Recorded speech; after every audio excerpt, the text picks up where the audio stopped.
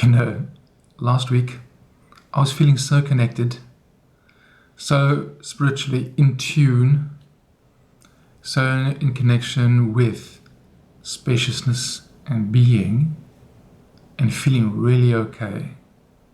And then this week, it's crashed, as it sometimes does, leaving me with that old feeling of, oh my God, I'm a spiritual failure. So I've been through this quite a lot of times, and I know that the spiritual failure idea is not true, but only because I've been through so many times. I want to share with you some perspectives on this that might help you. So even as I speak to you, I'm speaking from the place of losing it. I really struggle to find the connection today, in the past few days. The dark thoughts that I've been very familiar with resurface, the dark feelings, the feelings of hopelessness, dread, unease. But I've noticed also that these tend to follow the feelings of high, being high, spiritually high and connected. And you know that feeling when you feel you've really got it and you won't lose it. That one. Why does this happen? So one thing I've learned is it happens because nature is naturally cyclical, and the more light we get, the higher perspective we have, the more light we end up shining on the shit that's down there, the shadow, the stuff that hasn't been seen before. And here's the thing, the closer you get to your heart in that spiritual connected moment, it's a vulnerability. So you have that moment of connection with the universe, but that is because the heart is open.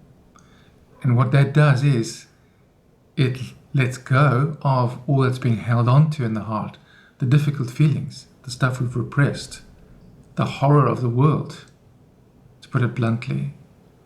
Now we feel it because the heart has been open. So all the stuff comes tumbling out. And then we think we're the greatest spiritual failure, when in fact it's only tumbling out because we've opened the door. So they don't often teach you this in spirituality teachings, that it's a dangerous path. You open the door and stuff comes out. Now you've got to deal with that. And the way to deal with it is, one word, integration.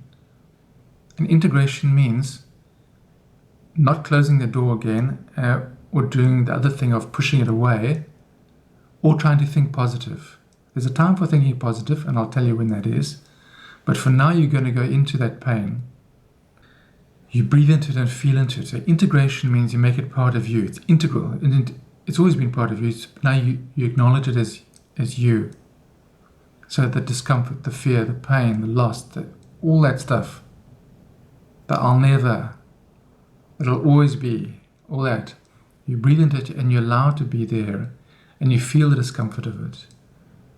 And you can feel in your body where it might sit. For instance, for me, it's been sitting like a heavy, chest, heaviness and weariness. That one. So I know now just to sit with that and breathe into it and allow it to be there. Not trying to get rid of it, not trying to make it feel better. The breathing is simply to enable me to sit with it.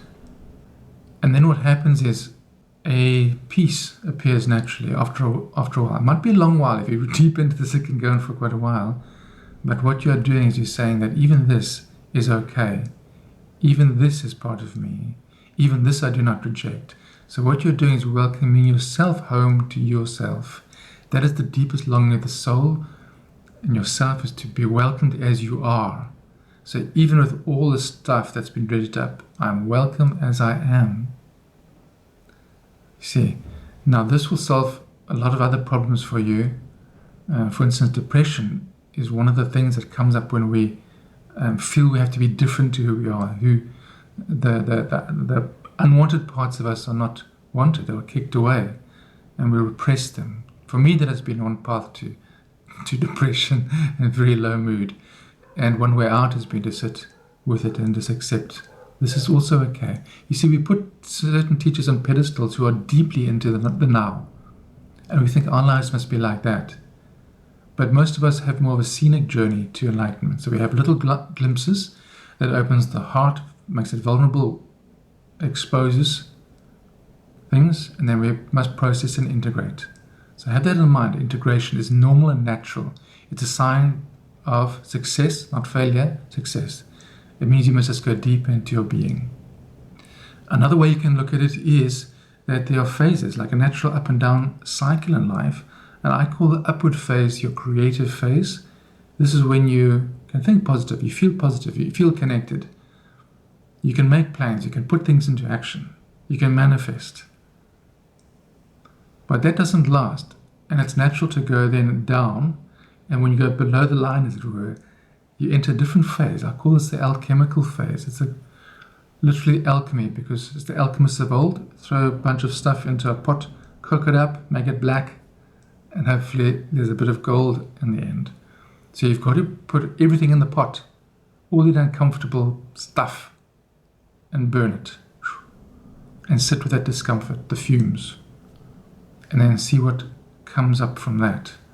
So it's your alchemy. And in this phase, you don't bother to try and feel positive. You avoid going further to negative. You watch your thoughts.